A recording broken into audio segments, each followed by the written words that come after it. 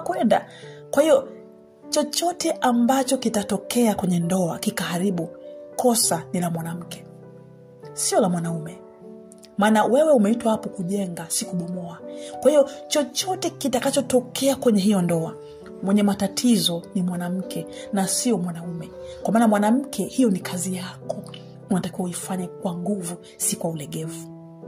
Mwanamke akiharibu kwenye ndoa, mwanaume naye ataharibikiwa.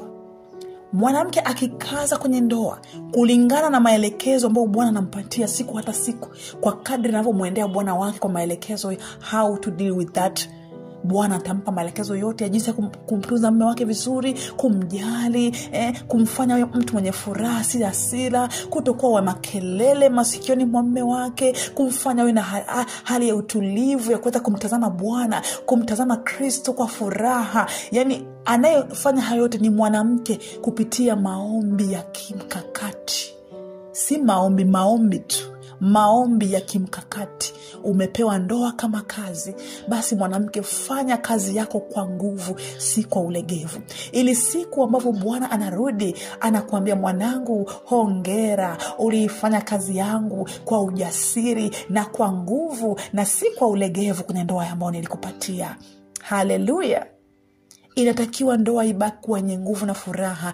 Ule moto au ile kiu ya kutaka kuolewa inatakiwa isikate mara baada ya kuzaa. Isikate, ule moto usikate. Najua wewe ni mwanadamu, yamkini kuna wakati unahisi kuchoka, lakini kama umeamua kumshikilia huyu Kristo, ukaamua kushikilia huyu utumishi kwenye ndoa yako mwanamke, hakuna kitakachoyumba, hakuna kitakachokufa, hakuna kitakacholegea kwenye ndoa yako, bali kila siku ndoa yako itapamba moto, itakuwa ni njema, itakuwa nzuri, itakuwa ikipaliliwa na Roho Mtakatifu. Kwa maana moto wa Roho Mtakatifu unapokuwa juu, na ndoa yako ndivyo itakuwa kiwaka moto mzuri wa Roho Mtakatifu, ikipalilia, ikiondoa shida zote, ikitoa magugu yote ya adui, na utamtukuza Bwana, kwa maana umekuwa ni mwanamke muombaji.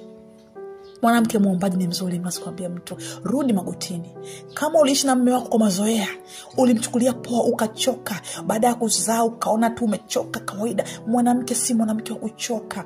Ni mwanamke mwenye upendo, ni mwanamke mwenye roho ya unyenyekevu. Maana mwenye roho ya kiburi, hiyo kiburi kitamshusha tu, bali mwanamke mwenye roho ya unyenyekevu, huyo atasifiwa, ataheshimika. Lakini ukiwa na kiburi mabavu, unachukulia usawa, unaweza kaa kwenye nafasi yako mwanamke, kaa kwenye zamu yako, kaa katika upole wako, kaa katika unyenyekevu wako, mtumikie muumba wako katika ndoa yako. Maana huo ni utumishi ambao Bwana amekupatia. Hiyo ni kazi yako, mtoto wa kike. Haitakiwi kuharibika hata kidogo. Hautakiwi kuruhusu watu wengine waje kuharibu. Maneno ya watu hayataki kuingia hiyo ndoa. Ni wewe na Bwana Mungu wako, ni wewe na Roho Mtakatifu anayekuongoza, si mtu mwingine. Hakuna anayemjua mume wako kama Mungu wa mbinguni. Hayupo anayejua hiyo ndoa vizuri kwa kina. Hakuna anayejisikia kama unavyojisikia, kama Roho Mtakatifu anavyojisikia. Kama gotini, omba kimkakati, rudi, rejesha vyote ambavyo yamkini ulikuwa chanzo cha kupoteza tumaini likaondoka kwa mume wako. Anapambana kwa namna yake, ila msaidizi wake anamsaliti, bali anabaki kwenda kwa Mungu akimwambia, ni huyu mwanamke ulionipa.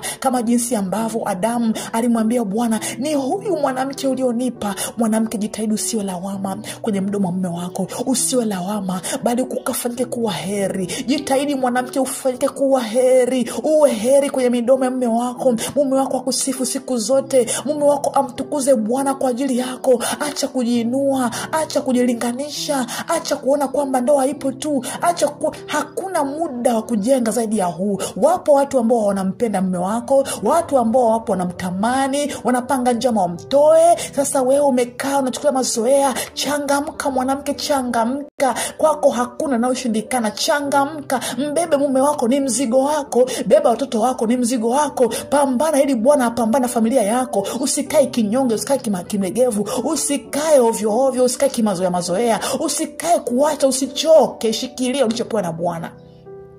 Bwana Yesu asifiwe.